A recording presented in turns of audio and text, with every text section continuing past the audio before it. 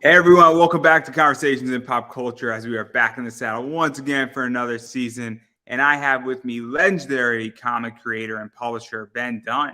So welcome back to the show. I love So welcome back. I'm excited to have you back. that I'd be back. I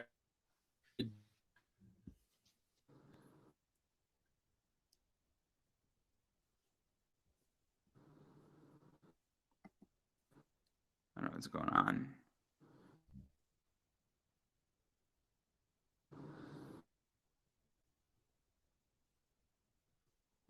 technology. I love it. Yeah. So obviously we're having technical issues, but I'm glad that you're here. I'm glad that you're back, and you got a lot going on. Always never a dull moment. So obviously I do want to talk about what's going on right now with you because you got Tomorrow Girl, the early years, volume 3, which is on Kickstarter right now. You got a week left on that. And before we really dive into this issue and everything else that's going on with Antarctic Press, I am curious, and I figured we should catch everybody up on what is Tomorrow Girl for those hearing about it for the first time. Well, excellent. Well, let's talk about it. Yeah, so what is the basic premise of this for those that are hearing about it for the first time? Because there are people who come into comics at very different times and levels, and somebody might be walking right into this before we get into it, the whole thing. So what's the basic premise of Tomorrow Girl? Well, Tomorrow Girl is I grew up reading a lot of Silver, Bronze Age superheroes, and the Tomorrow Girl is my homage to those comics that I grew up reading. Bringing back sort of bringing back a superhero that was more attuned to what I grew up with, but uh, uh, configuring it.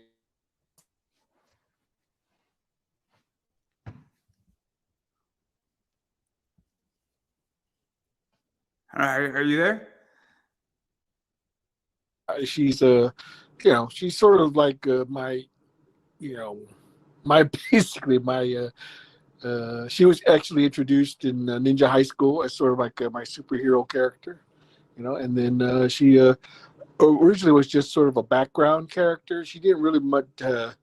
She was more of a supporting cast until I did the Tomorrow Girl versus Common America book, and she suddenly took off. Everyone uh, was suddenly exposed to her as a character, and I decided, you know what?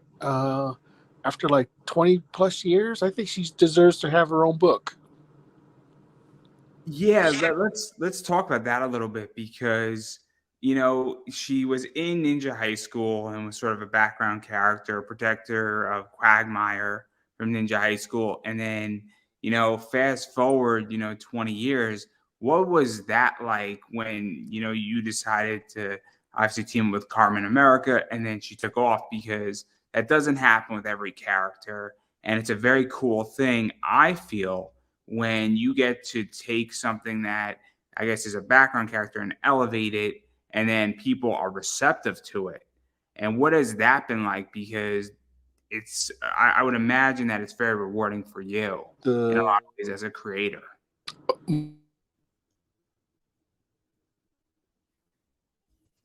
as what did you ask? I'm sorry, I didn't quite get that. As a creator, I would imagine it's very rewarding for you that the fact that this has been so receptive and people like her as a character, and 20 years later, obviously she's now getting the spotlight she deserves. You know, Well, I hope yeah. so. It really not I can entertain people to want to continue to support her as a character. I mean, it really comes down to creating an interesting character with interesting stories. That's really what it boils down to. I think that one of the things that I really want to bring back is sort of the basic superhero trope. I think I think for the past 20, 15, 20 years, there's been a lot of deconstruction of the basic superhero premise, trying to make them more realistic, trying to give them, I think, too many character flaws, and more emphasis on the private lives of the superhero instead of emphasizing story, and emphasizing the emphasize make her a character, who she is. If people wanted to read a story about uh, somebody, with that many flaws, then they could just read a regular soap opera or something else like that. I mean, superheroes are a very unique genre. It's one of those things that is uniquely American. It's one of our things that it's sort of like our own mythos, basically our own legends and things like that. And I would like to contribute to that pantheon. Just try to bring back, what makes this a hero a hero.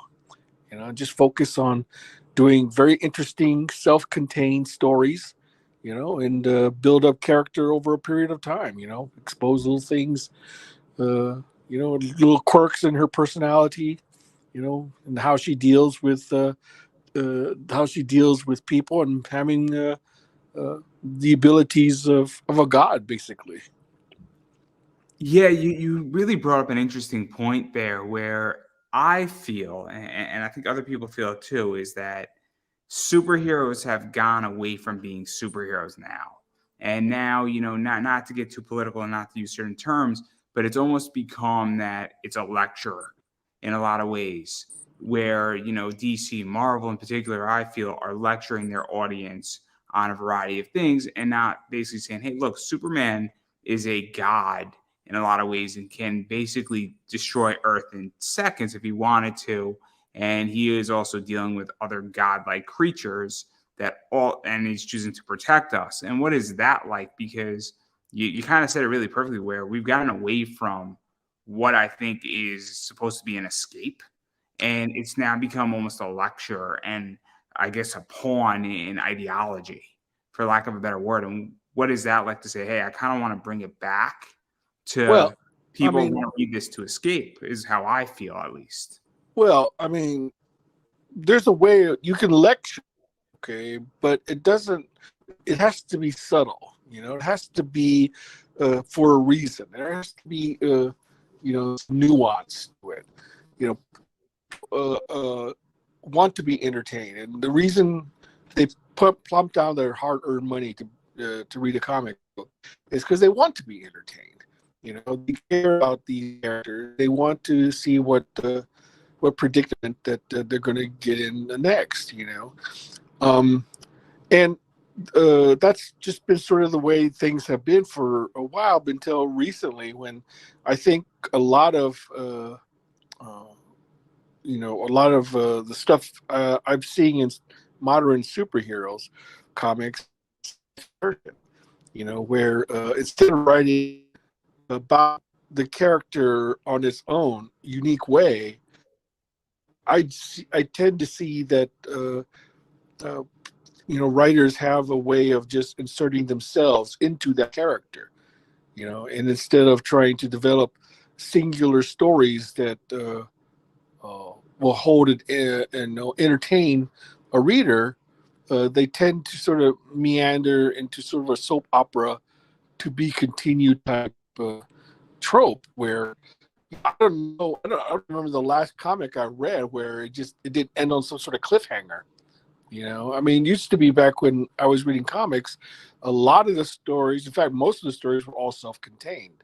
They had a beginning, they had a middle and end. Yeah, there were subplots that were going on in there that would drive the story forward, but I think it's gotten a little. I think we need to go back to the basic storytelling, where we can actually tell a story within one issue, so that people can just say, come away with this feeling, that there's a conclusion.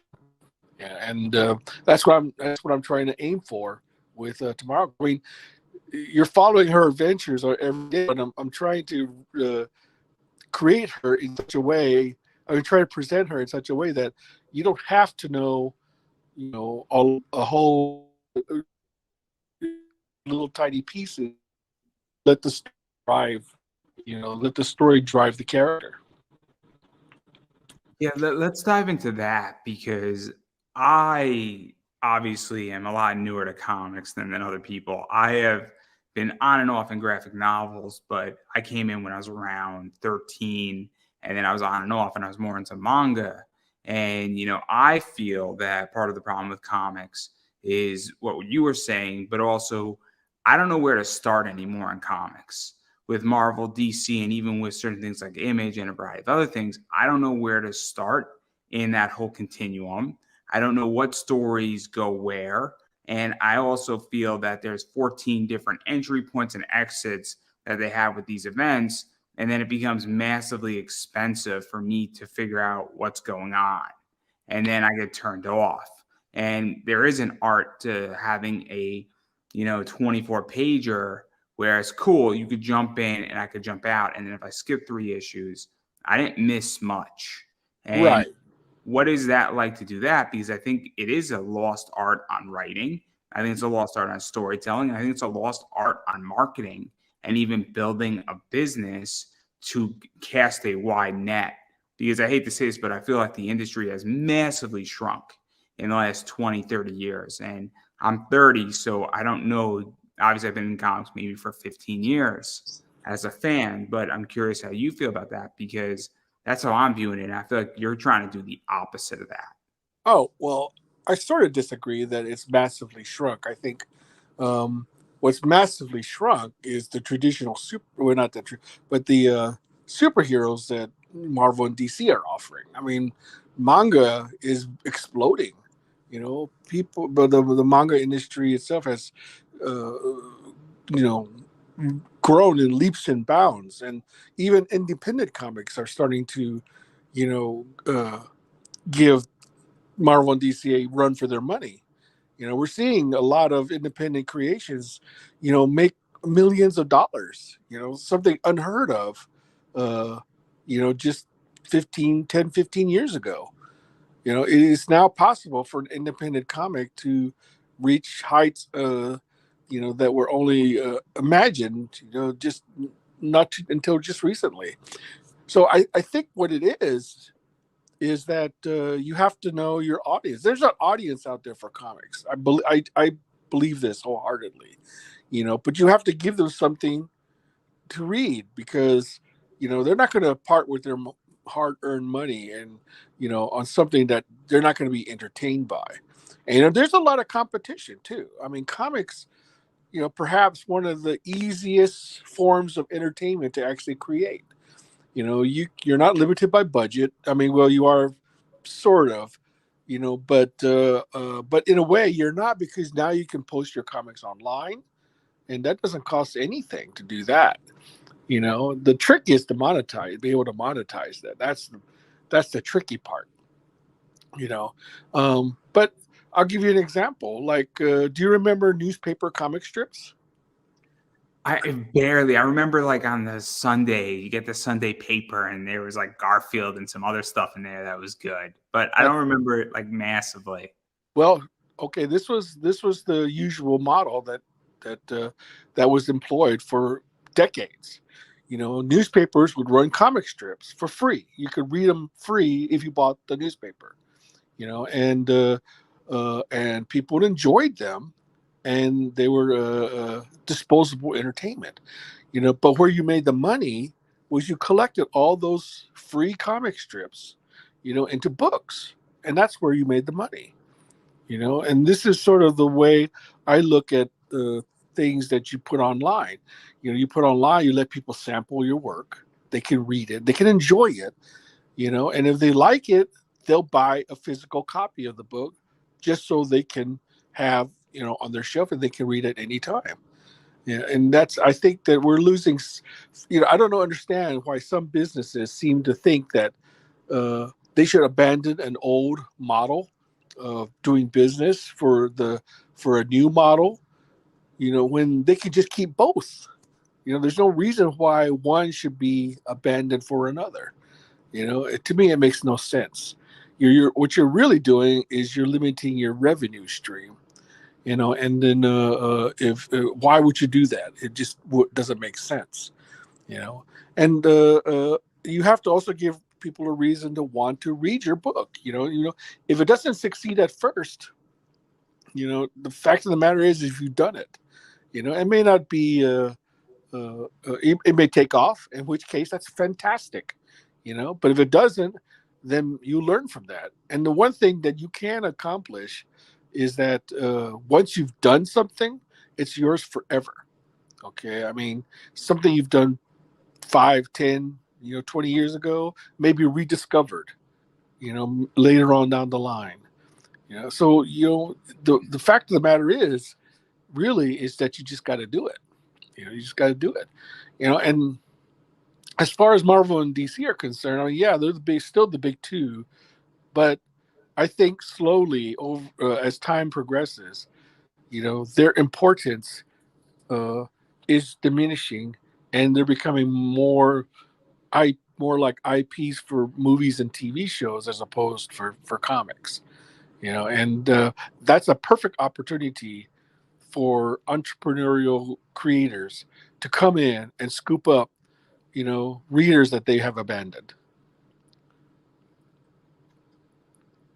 I mean, you mentioned a lot of stuff, and then I want to dive into this because you mentioned something, and definitely I agree that there's an entrepreneurial level somewhere in all of this for somebody to make a boatload of cash and build an audience and fill a niche and a whole bunch of stuff. There's money to be made across the board for Right. everyone It in doesn't have to be a comics. singular person either.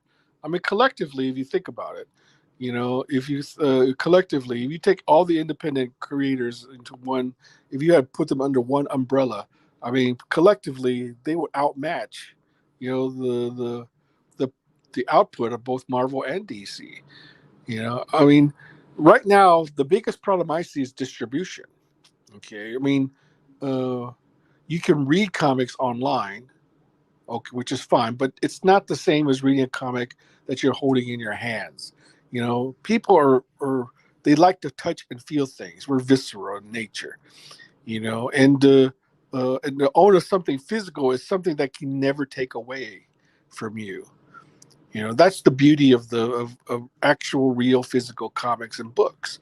You can read things online, that's fine. You can be entertained, but in the Yeah. end, you'll never be able to own it, okay, and you'll never be able to touch it and feel it. And there's something to be said about just looking through a book or a comic, turning the pages, feeling the paper, and reading it at your leisure. Yeah, and that's something I think will always be there. I don't care how digital we become. There will always, I believe, always will be a demand for physical copies of the comic. Now, the trick is, how do we get those comics into the hands of people who potentially want to read them? See, that's the problem. When Marvel and DC abandoned the newsstand model, uh, that was the perfect way for a lot of people to be exposed, to comics. And when they abandoned that for the direct market, I think they lost a potentially valuable revenue stream. And now even the direct market is starting to suffer because the direct market relies on comic stores, and if comic stores don't get product that's selling, then more of them go out of business, and thus it shrinks the direct market. Manga has taken a different approach. They're going through bookstores, and they're embracing both the bookstores and online. They're expanding every revenue stream that they could possibly think of, and that's how we should think. We should think that same way.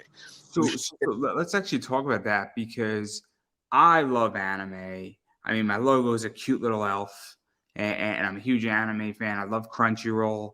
There's a reason why they were bought for $1.2 billion. And I think Viz just launched something with digital manga that's pretty affordable. And I don't really understand why I feel, because when I speak to people in comics, I feel like they're so abrasive to anything that is like that and things like comicsology. And I understand that that's not necessarily a physical thing, but it also opens up a huge market. And when I speak to people in comics, they seem so abrasive to things that manga does and getting into, things that are distribution channels, both digital and physical. And I don't understand it. And again, I don't have a book. I haven't produced the book. I don't know if I ever will. I sell a lot of comics, and I like to go into a bunch of different revenue streams in areas where I could sell my book because I want to try everything and I want to be everywhere, whether that's Facebook, eBay. Eventually, I'm going to make it to whatnot. And I just don't understand. I mean, because you at Antarctic Press, I feel try a lot of different revenue streams to get into things, both your store, online, Kickstarters, distribution, and other channels. So I'm very confused about the whole comic market and why they seem so abrasive. Well, change is scary. Okay, the thing is that uh, when the new model or paradigm comes along, you feel apprehensive to it because you don't understand it. But once you understand it, and it can be something that you can take advantage of and embrace, then you can move forward. Then uh, you can evolve, basically. I mean, there's a lot of, but don't abandon the old. Okay, just uh, try to balance both new and old. I mean, I'm going to be controversial here, okay, and say, a lot of I see and hear a lot of resistance to AI, and unfortunately, or fortunately, either way you look at it, it's here, okay, and it's the fact of the matter is you can either reject it or embrace it, and I feel I shake my hand when people say, oh, I'm totally against AI. No, it's like, okay, AI is in the beginning stages, okay, we are in with there, this is something new, and it's only going to get better. Okay, you mentioned you wanted to do comics, is that correct? Eventually, I'll do something in this space. Eventually. Well, eventually you'll be able to do that. You'll be able to plug in your story into an AI program and it'll spit out a comic for you. Okay, whether that's ethical or moral, I don't know. Okay, some people feel that you know it's not a good thing. You know, whether or not it's a good thing or not, okay, it's here. Okay, and it does allow people who can't draw to be able to create. And what's wrong with that? We want more people to be able to create. This is interesting that they bring this up. So a little while ago, earlier this year, I did a discussion with somebody. We were speaking about it, and I put up a status that I said I'm very pro AI, and a bunch of people were kind of making fun of me a little bit and questioning why I said that. And the reason why I said it is for two reasons. A, it is here, as you were stating, and if artists feel threatened by that, you have to understand what AI is and you need to have a full embracing of it so that you can properly protect yourself. And I had a very hard time when I was trying to host a panel on it on my YouTube channel, finding people who wanted to talk about it. And my reaction to that was, and this is controversial, saying, if we don't have a conversation about this in an adult fashion, then how can we properly know what it is, what it can't do, and how can you properly legally protect yourself if you don't know what it is and what it's going to present and do and potentially take from you or grant you. And that's what I don't understand about AI and the opposition to it is that I could understand somebody saying, I'm not a fan of it after having an hour, 2 hour, 6 hour conversation about it, but nobody wants to talk about it in comics that I've come Well, across. And it's that's an it's issue. yeah, it's coming whether you like it or not. Okay, I mean, artists, I mean, for centuries have been stealing from each other. Okay, let's face it, they have. And comic book artists steal from other comic book artists. We never made a big deal about that. It was just a given. What's frightening is the ease and expediency of AI.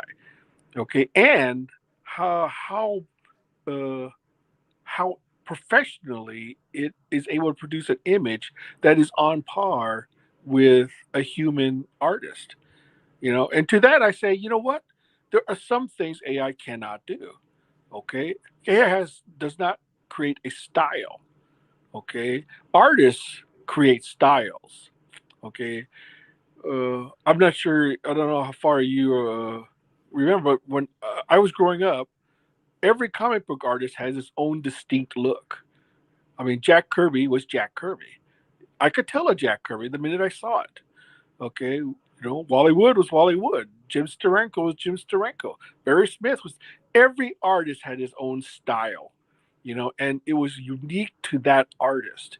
You could tell simply by looking at it who the artist, who drew that. Now I look at modern comics and I have no idea who drew what. Okay, they all look exactly the same. It looks like it's been pumped out by some sort of machine, and uh, I mean the faces look the same, the poses look the same, the placement of the characters look the same. I mean, very few artists nowadays, I believe, have a distinct style, that you can look at immediately and say, "Oh, I know who drew that." Okay, and that's the one thing that AI can't do yet. Okay, is create a distinct style for itself.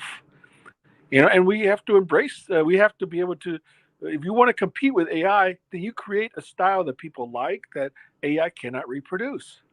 I mean, there's only so much a machine can do. Now, I'm not saying that maybe what 10, 5, 10, 15 years from now that they may get to that point, but it's a tool just like anything else. I remember when the first coloring program came out for the computer.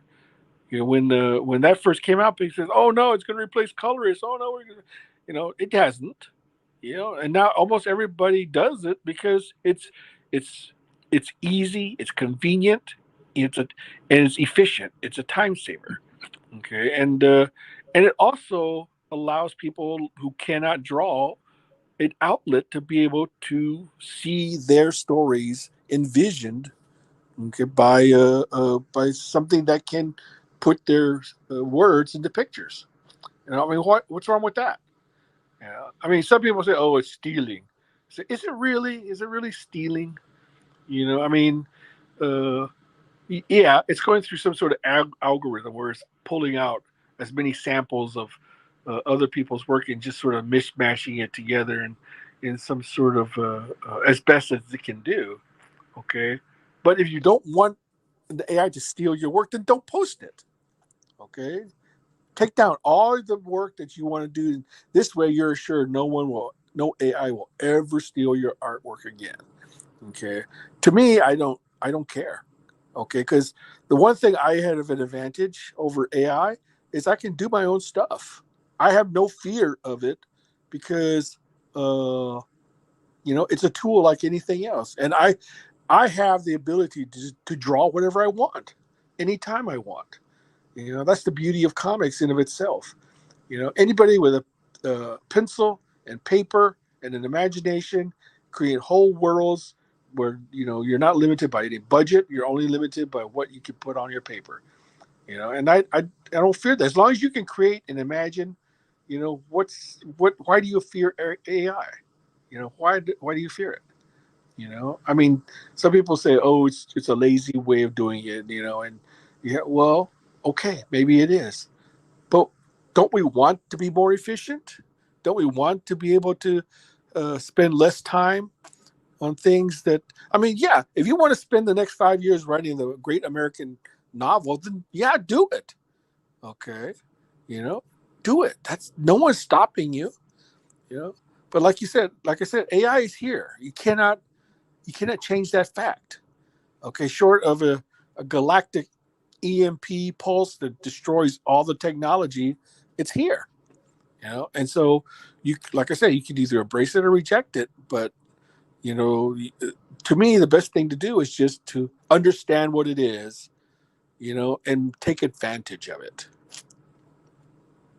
No, I'm a big proponent of AI. I understand why people aren't. for me and this YouTube channel, I mean, I can legitimately take the transcript off of YouTube, put it into Chat GPT, and then have it write me a blog post of 2,000 words for legitimately about 9 cents.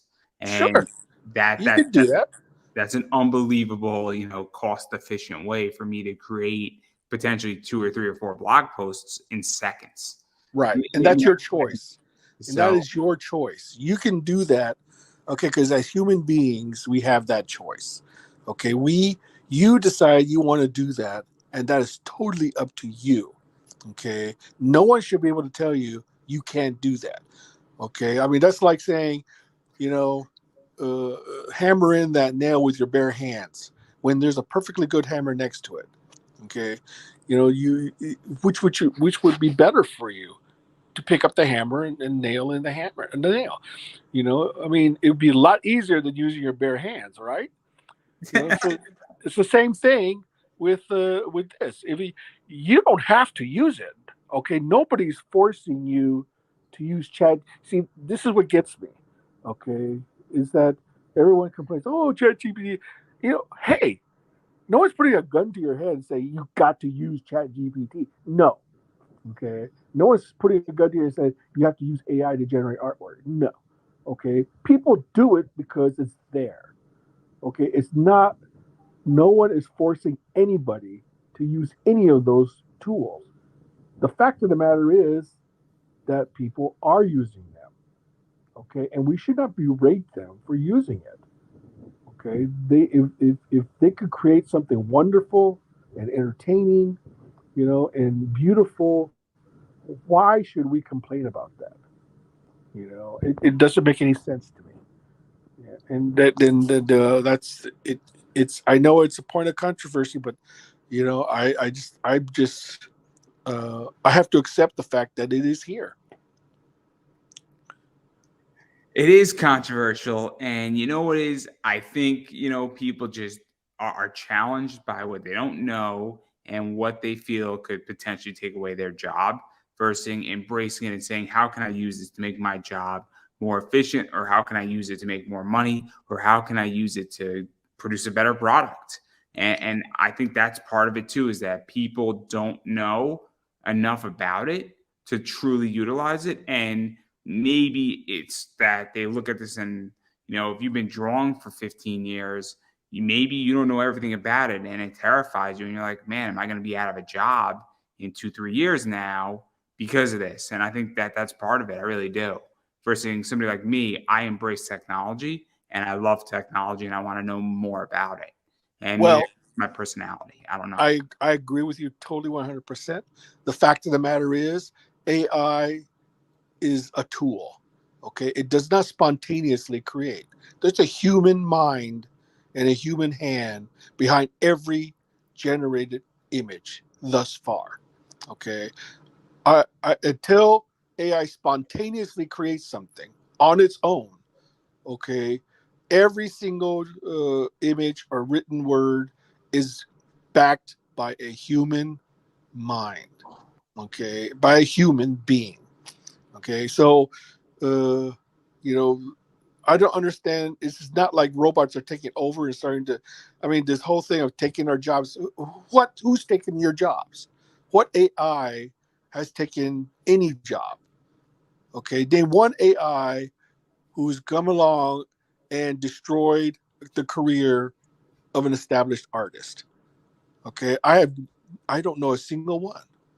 Okay, what it has done is allow non-artists, such as yourself, okay, to be able to create something. Okay, that is where the magic lies. Okay, that's where you, the everyday person, who may have, he may go that route and then does not hire the artist. Like you may have thought about hiring an artist to do a story for you. Let's just say you wrote a comic book story, okay, and you have a choice of using AI or hiring a human artist, okay. Using an AI would definitely be cheaper and faster and more reliable, but there's something artificial about it. That's why it's called artificial intelligence. Okay, it's not. you know, it's not, it's not, you know, it's digital. Okay. And that's fine if you can come up with something satisfactory that people will be willing to pay money for, you know, and that's really what it comes down is about commerce. If you can convince what you've created, enough people to buy your work, using an AI artist. Well, I use the word artist loosely. AI, then why should I berate you for that? Okay, yeah, okay, maybe the artist didn't get hired by you, but then maybe that artist needs to rethink his position. Okay, he could decide, well, how can I use AI to better myself? So that I will be in demand. Okay, that I can create something that people will want to pay me for. And that's where the challenge lies. I mean, and in the end, that you have to be willing to accept that. I mean, when the automobile came along, I'm sure the people who made buggy whips were like saying, well, this newfangled car thing isn't going to last.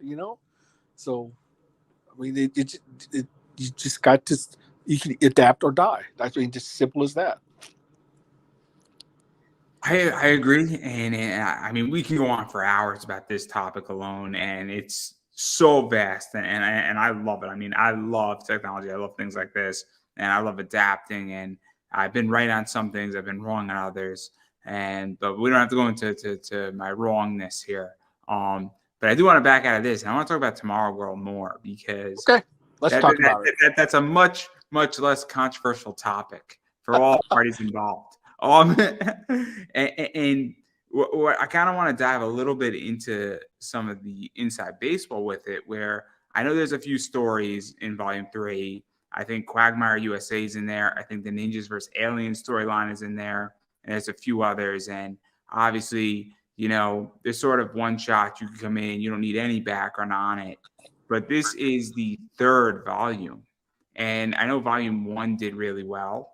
I think Volume 2 might have done better. And Volume 3 is over 10,000 now. And what is that like? Because, very few campaigns I feel on Kickstarter do 10,000. And it is an exclusive club.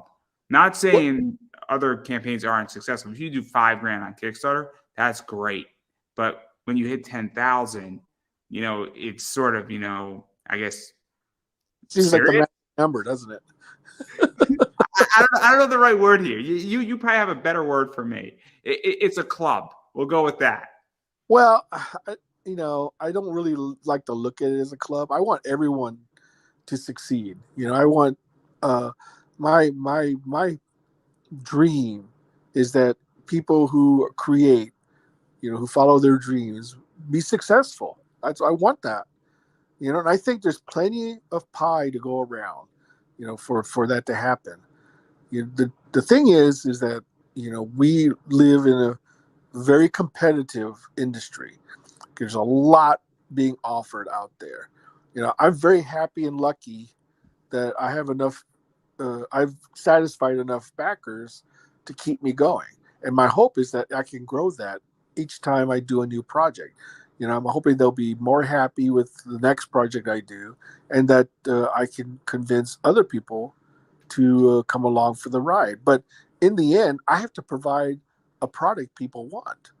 And if they don't like what I'm producing, then I have to, step back and say, well, what am I doing wrong? You know, is it me? Okay. There's a famous meme, that The Simpsons did where uh, Principal Skinner was talking about thinking to himself whether what he was doing is wrong. And then he said, no, it must be the children. Okay. The worst thing you can do is blame somebody else for your problem. Okay. Especially if it's something that you should look inside to yourself. Now, as far as Tomorrow Girl is concerned, she's basically a manga version of Supergirl. Okay. I love Supergirl. She's one of my favorite characters. Okay, when I grew up with her, she was wholesome. She was Superman's ally. She wanted to help people. She was beautiful and powerful. I haven't kept up with Supergirl recently, but from my understand, she's a little different. She's more aggressive. You know, she's a little bit more angry. You know, she's a little bit more, you know, and that's fine. I mean, it's their IP, they know whatever. But I want to bring back, you know, a character that people can sympathize with, you know, can follow along with, and say, yeah, I want to be just like her. You know, I don't want to force my, uh, you know, I don't want to force my views onto to the reader. I want the reader to come along and with her. You know, so I'm going back to sort of like, uh, you know, traditional storytelling as far as comic books are concerned. You know, I want every comic book of Tomorrow Girl to be self-contained. You know, that it has a beginning, it has a middle, and has an end. You know, and I built up her universe one brick at a time. You know, I don't want to just explode all this stuff onto readers without any real explanation. You know, they're just there. You know, and I think the most successful way of building up a cohesive quote unquote universe is one book at a time. You know, you have to be able to do it. I mean, do you think Marvel and DC, when they first started out, you know, did they have an instant universe? No. Action number one had Superman, and that was it. Just Superman. Okay.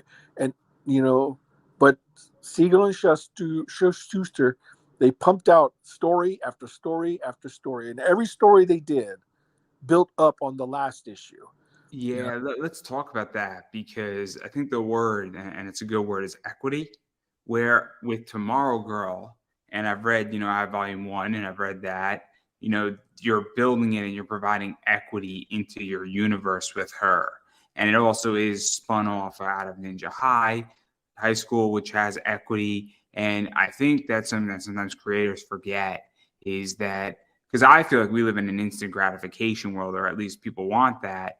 And you have to, I feel, give me the character and issue after issue after issue to get to that stage. And what is that like? Because I feel like you've done that really well with a lot of things you've done. Ninja High School is a good example. Tomorrow Girl, obviously working at Antarctic Press forever, for lack of a better word, is that there's a lot of equity there. And I Oh, I think appreciate that. I really do. it's so important because it's authentic. And Oh, I'm saying this because there is a point right now, and at least I'm at that stage, and maybe it's just me, but I look for authenticity really does matter in what I buy, what I support, versus somebody just going for a cash grab, somebody going for, the money or thinking that, hey, this book is going to sell a lot. And unfortunately, in comics, that exists. And so, what is that like to, in my opinion, be that authentic position and be there? well, I have a big advantage. Okay, is that, you know, I I own the characters I create, so I have investment into making sure that you know, people are happy with it and they're satisfied with it. You know, and I enjoy. I like writing stories that I would like to enjoy reading myself. The thing I see about corporate owned comics is that creators really have no investment in those characters because they don't own them. Okay, if they had agency and were able to benefit from the creation of characters, you know, for the big two, you know, then maybe we would start getting more and more interesting characters. You know, and I mean, in the end, uh, all the stuff that you create for Marvel and DC, you don't own it. You know, you never will. I mean, I don't know if that whether that will change or not. Maybe in the future, you know, Marvel and DC may suddenly come to their senses and, you know, say, hey, you know what, you created this character, then you should own it. I mean, that was the primary reason that uh, Image was created. You know, the character, the creators, the hot creators at that time were making all these big sales for Marvel and DC, and they weren't seeing anything. They got their page rate, and that was it. Okay, so I mean, you think to yourself, well, why am I giving them my best characters, the best years of my life, okay, only to end up penniless and owning nothing? And that's really what it comes down to. So that's why I think we're seeing a lot more interesting material coming out from the indie market, because every single one of those creators own their creation, you know, and they have the ability to uh, take advantage of that, and because they want us, and they want to see their creations become, you know, become popular. They want their creations to be able to reach a large audience. I mean, that's really what it comes down to, and they want to be able to make enough off their creation that, that's all they have to do. I mean, it's difficult, but it can be done. I mean, every single creator in the existence of mankind had to start somewhere. Okay, I mean, George Lucas, he's my hero. Okay, yeah, he is a perfect example of somebody who started with nothing and created something, you know, that is was had a major impact on the world. Yeah, I mean, Eastman and Laird, they're my heroes too. Okay, they took independent comics out of, the back alleys and out of the niche market and made it mainstream. If it wasn't for them, Anarch Press would not exist, because they opened the floodgates for independent comics to be able to show that they were viable and that they could make money. And that's really what it comes down to. As So far let's actually talk about that too, because on the other side of all of this, and it's a slight step outside of Tomorrow Girl, but Antarctic Press does publish a lot of indie people's comics. And I know certain comics are coming. I know that you've done work with John Crowther. I know that you pick up a bunch of books in Exciting Comics, Jungle Comics, and you test stuff. I think you're working with Tyler Carpenter. I don't know if I could say that, but I just did. I'm looking forward to hopefully. I think the Go with the Mega Fist is coming. I might be speaking out of turn, so anytime tell me to shut up if I took a step too far. But I enjoy that book a lot. well, Um, good. but it's a great book. It's a fun one. It's an American manga, and it's simple and it's easy and it's just easy to digest. But what is that like? Because you're opening up the gates for certain people, and still the books have to carry themselves. The books have to, be good. Where it's not just getting into Exciting Comics or Manga Z or Jungle Comics. It helps, but your book still has to sell itself and connect with the reader. But you, as Antarctic Press, are at least helping to get some distribution into comic stores. Because I've been in Newberry, I've been in Midtown, I've been in my regular comic shop, and I've seen Excited Comics on the shelf. Not every week, not every time, but I do see it from time to time. And so, what is that like? Because that is super important. Where it's part of the answer. It's not the whole answer, but it's Well, part of no, it's part of the greater whole. Okay, the fact of the matter is that creators that are people who send us stuff, we don't claim ownership on anything a creator does. Okay, you're basically allowing us to publish your work. Okay, you're giving us permission to publish your work. Okay, you take the time to send in a submission, and if we like it, we put it in one of our books, or we give you your own series. And that's one of the main reasons I created all the anthology titles that we have now. I mean, if you go back 3 or 4 years ago, AP wasn't doing a single anthology book, not one single one.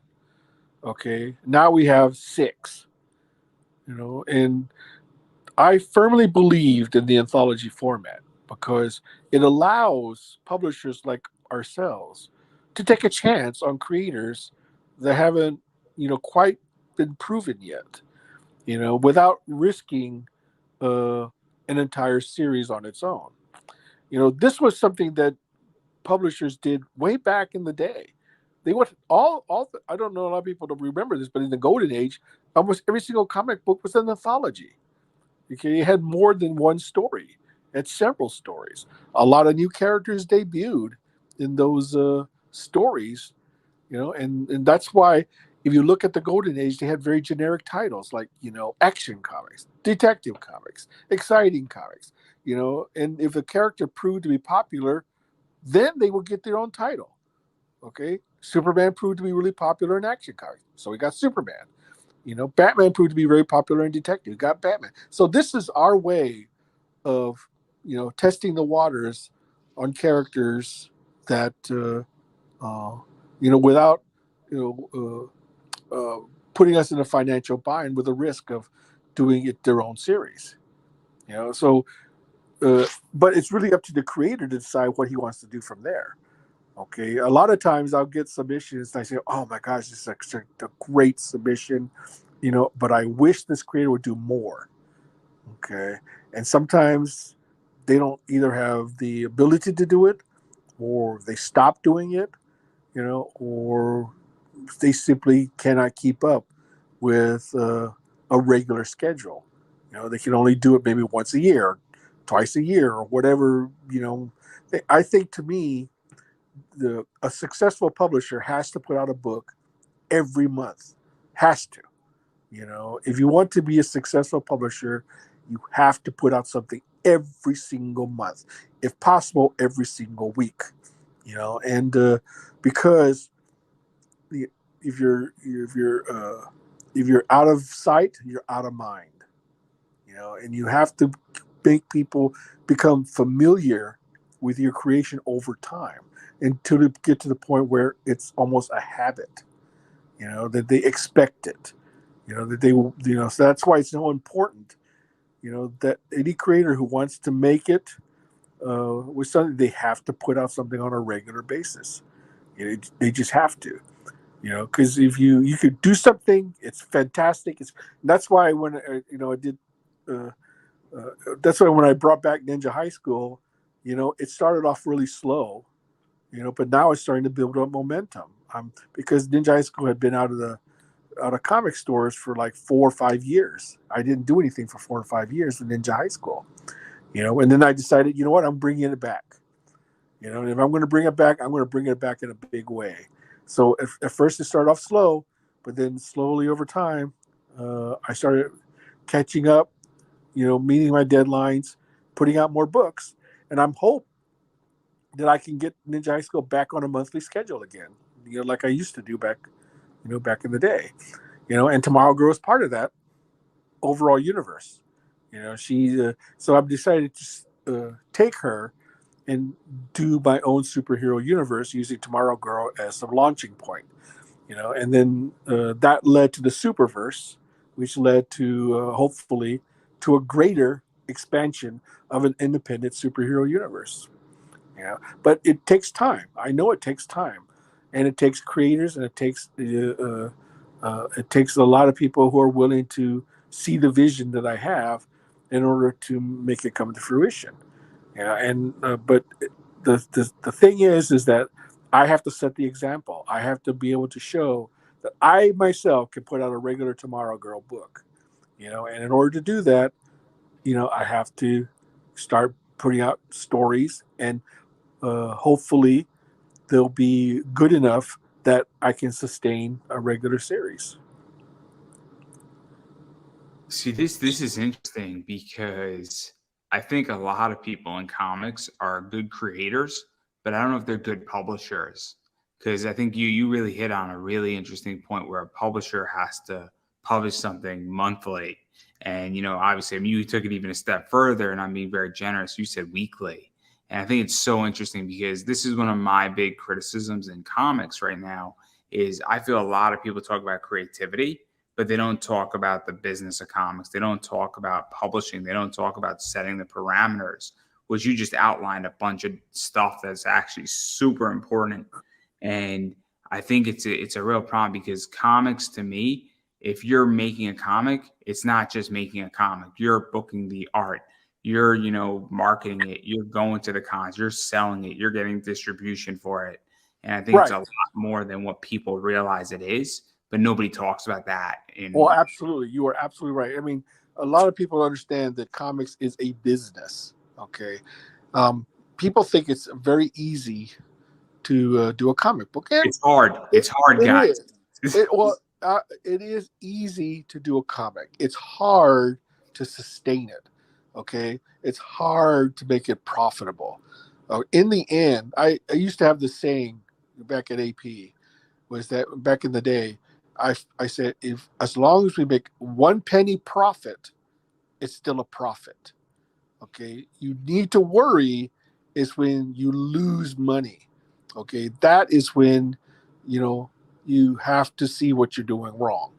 Okay, the fact of the matter is that, okay, if you want to be a business, then be a business. Now there's a lot of creators who can do that. Brian Polito's a perfect example of that. There's a lot of other publishers, I mean, a lot of other creators who can run their own business very successfully.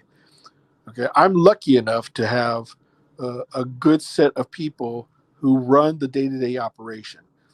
Who do the books, who take care of the taxes, who pay the creators, who make sure that the books are printed, to make sure the printers are paid, to make sure that the shippers are paid, to keep track of. I mean, there's a lot of elements into going into publishing a comic book. It's not simply just draw, print, and ship. I mean, it can be. I mean, a lot of stuff, a lot of creators on Kickstarter do that. They do that very exact same thing. They create, they offer the book, they get backers, they print it, and then they ship it to their backers. Okay, you know that's not really publishing. That's more like printing your own book, and you're in charge of it. Publishing is a totally different thing because publishing deals with a lot of creators, and juggling a lot of books in order to maximize as much exposure for those creators as we possibly can. With Kickstarter, it's usually just one book or one project, and it's usually just one singular vision of that project, and hopefully it will be successful so that you can do your next project, and then you just build up upon there. And uh, so that's a big change. Back I'm using a lot of examples because we've been in business for almost 40 years. And we've seen a lot of change in the comic industry. Some of it good, some of it bad. But we've seen a lot of change, and the biggest change we've seen is crowdfunding. You know, Before, publishers were the gatekeepers. If you wanted to get your comic book in stores, you had to either publish it yourself and then go through a distributor to get into comic stores. That was the only way to do it, other than direct market. I mean direct to consumer. And unfortunately, you didn't know how many books you were going to sell if you did that. You had to sort of guess. Back if you wanted to go direct to consumer, you had to go to a printer and say, "Well, we print a minimum of 3,000 copies."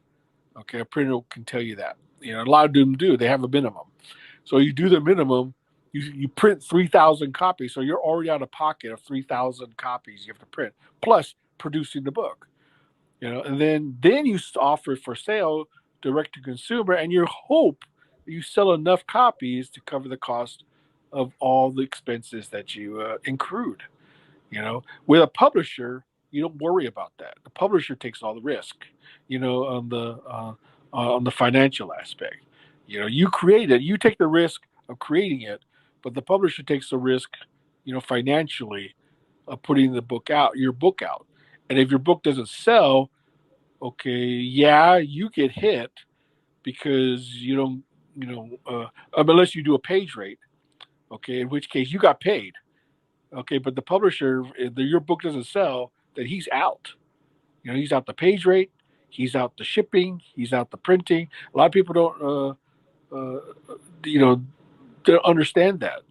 Okay, they figure the publishers, oh, they have an endless supply of money. No, they don't. You know, and if your book doesn't uh, sell, then the publisher is out the money. That's why at the very beginning of AP, specifically at AP project, we don't pay page rates. We do not pay page rates because we we decided that that is the death knell of small publisher is to pay a page rate. Okay, you know, unless it's an actual AP project. Like if I were to say, uh, you know, if I wanted to hire an artist to draw a Tomorrow Girl story, I would pay him a page rate.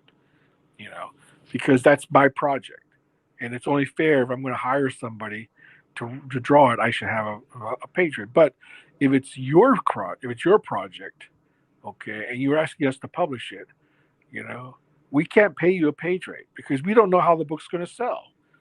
So if my feeling is that if the book sells really good, you're going to get a good chunk of money. You know, the royalty, we set up a royalty system that if your book sells really well, you're going to do well. But if your book sells poorly, then not so much. You know, so like I said, one of the main reasons we've existed so long is because of that. You know, and and that's something that's a model will not likely change in the near future. You know what I mean? And also, just to clarify, and correct me if I'm wrong, I mean, you don't own that person's project. And so, Absolutely not. And in fact, we don't lay any claim to it. Okay. And in fact, we actually encourage them, to make as much money as humanly possible on that project. We are not exclusive. Okay. That's the one thing I have to emphasize that if you want to do a Kickstarter project, I mean, for instance, Mary Machine Gun is a project we're doing, uh, and we're doing a comic book miniseries of it. But he's still doing his Kickstarter, and we don't interfere with that. In fact, we encourage it. We want the creator to make as much money as humanly possible on his creation. We're just another revenue stream. That's a better way of putting it. Okay, Anarchic Press is to the creator another revenue stream. Okay, you've done the work. You've already printed the book. You've already fulfilled the campaign. You know, this is just another revenue stream. You send us the work you've already done. We put it in our in one of our anthologies, or we give you a series, and the money you make off that is just it's extra. For something that you've already done.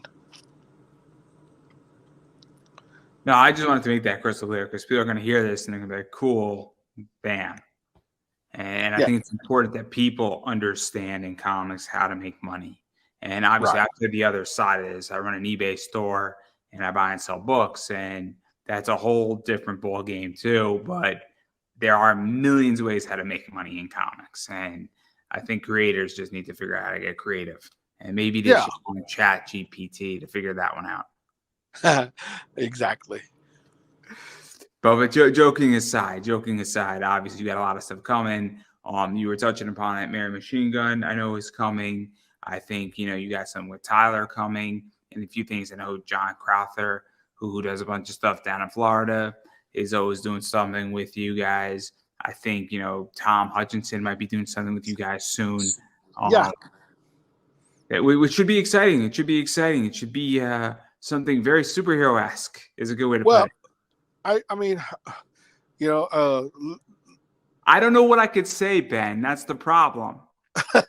well, the thing is that we rely a lot on uh, submissions from other creators. I mean, that's really the lifeline of Anarch Press, but we're not totally reliant on them. See, that's the thing.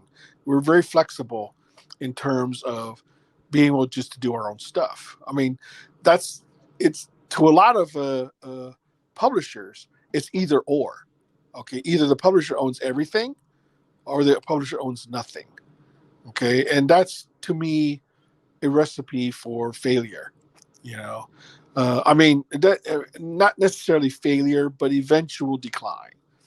Okay, and if Marvel and DC really want to make something, they should be able to, you know, give the creator some stake in his creation. Okay, and that's I think they're going to have to do that eventually. I think, and as far as small publishers are concerned, okay, if all you publish are other people's creation and you don't take any ownership of anything, then what are you left with? You're an empty shell. Okay, that's why it's important for small publishers to create things that it also can own on its own, on itself. See, I am very fortunate, okay, that I can write, draw, and create my own stuff, and I do. But everything I create, I give to AP. So AP owns that, but I am AP. So we have a symbiotic relationship. If AP needs something done, okay, let's say we have a book and we need art for it, and I have the advantage of being able to create that art. I mean, now with AI, you can do it, you know, if we needed something in a pinch, and so that like I said, it's changed, but like I said, it's a balance. You have to have balance. No, I think it's interesting, and obviously you got a lot going on. I mean, Gold Digger. I think is it Gold Digger? Yes, I mean that's a perfect example. It's a good segue, in fact. Uh, Fred Perry is the creator of Gold Digger. Okay, when he first came to us, all right, he uh, this was back in like 1988. Okay, Fred Perry was an unknown. He hadn't done Gold Digger. He kept submitting stuff to us. He loved Ninja High School. He read the book, and he kept submitting stories to us. And at first, we didn't like his stuff. His stuff looked, very uh, amateurish. Okay, but he kept at it. He kept submitting. He kept submitting. He would not give up. And we were that impressed us more than anything else was the fact he just did not give up. He just kept submitting and submitting, submitting to finally he gave us a story we liked and we printed it. Okay, and then after that, he proposed this Gold Digger series to us, and we printed that. It first appeared in magazine, which was an anthology title. And he proved to be reliable. His work had increased tremendously. Had improved tenfold. And he proved to be a very good guy to work with. He wasn't a prima donna. He knew that the work spoke for itself. He wasn't difficult, uh, and it was always on punctual. So those are all the ingredients we want in a creator. Uh, and at the same time, we treated him with respect. We always paid him on time. We and we got to know him, as a person. And he's been with us for almost the last 30 years. He's been with Antarctic Press. Now he's practically our family. So I mean, it just goes to show that depending on your demeanor and how you want to do things, it is possible for a creator to stay at one publisher for decades. Yeah, and that's what we want to do. We like to foster. We at AP like to foster. We don't want to discourage creators, but we also understand that this is a business, and a lot is up to you. You chart your own. You chart your own course. All we do is help you navigate. You know, and so it's really that's really what it comes down to. No, I think it's interesting, and also, I mean, Gold Digger's just killing it. I mean, I know it just did really well on Kickstarter, and it's doing great, and I think it's still active, right? Yes, but it's all Fred. Okay, a lot of people don't realize this, but he has written and drawn and colored every single issue of Gold Digger from the very first issue to the most current issue. Nobody else has ever touched a page of Gold Digger other than Fred Perry. Okay, I mean, very few artists can claim that. And we are so proud of him for that achievement, and I think he's I think he's deserving of higher praise than he's been. Uh, and I'm hopefully he'll get that recognition he deserves. And then obviously, I mean, I could talk to you for the next 10 hours with ease. But I do want to talk about rewards very quickly with Sure. Tomorrow Girl, and I got pictures. It's just my favorite part of the presentation. but this one, which I think this is the soft cover, right? Yes, that's the soft cover. So I know there's like a few versions of this or a few options where you can just get the book in, obviously you get it digital, but then you get the soft cover, you could get it signed, and you can get it with a sketch. And Right. then there's this one, which is the hardcover, which No, is that's the PDF. well, that's the PDF. So I actually don't know what the hardcover is. Um, The hardcover is the same as the soft, except in hardcover form. Perfect. So I do have all the right images. Thank God. So Yeah, that's I this is the decided to do PDF. an experiment and do an exclusive PDF cover. That's interesting. That's interesting. But the hardcover, it also has a few options where you can just get the hardcover, you can get it signed, or you can get a sketch in there. And so, and then I think that's it. Like it's pretty simple. There's like 6 or 7 rewards, right? Yeah, I tend to, since I do everything myself, and I've done campaigns with lots of rewards, and it's a nightmare.